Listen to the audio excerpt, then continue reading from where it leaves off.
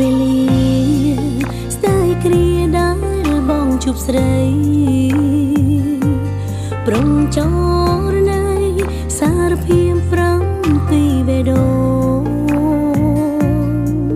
ថាស្រឡាញ់ស្ម័គ្រស្មងភាំងក្ដីស្រីបានលើជាទៀងដំបូងដែលអាចដុតរលបេះដូងឲ្យអូនលួចនឹកគិតយ៉ាងណាបើរៀមរាងឃ្លាតទៅហើយរៀបនឹងហាឆ្លើយចម្លើយคล้ายជាសំណងស្នេហ៍ស្កកដកដងហើមចាំឆ្នាំណាទៅថ្លៃវិលមកនឹងបានប្រាប់ប្រងពន្លកពីចិនត្រានត្រាឆាប់អ្វីម្លេងព្រមភ្លាមក៏ភៀងខ្លួនបាត់ធ្វើមនុស្សចម្លែកសារភាពមិនចាំចម្លើយបងនាំស្រីឲ្យវិលវល់កិច្ច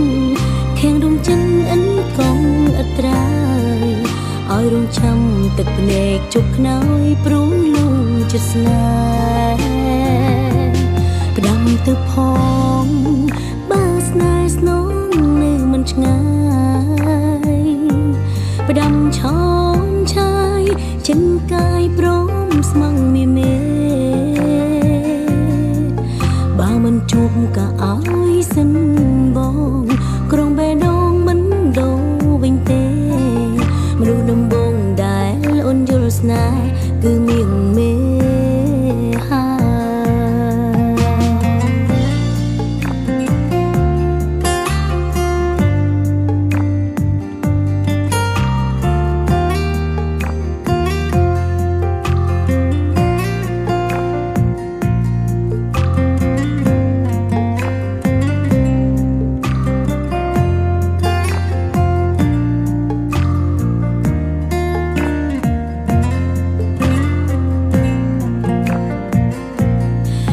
អ្វី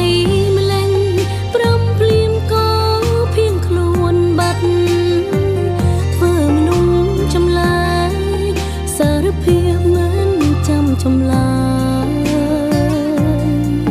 បងនាំស្រីឲ្យវិលវល់កិច្ចខាងដងចិនអិនកងអត្រាយឲ្យរងចាំទឹកភ្នែកជប់ខ្នើយព្រមលងចិត្តស្នេហ៍ផ្ដាំទៅផងបើស្នេហ៍ស្នងនៅមិនឆ្ងាយផ្ដាំឆោមឆាយចិនកាយព្រមស្មងមេបើមិនជួបក៏ឲ្យសិន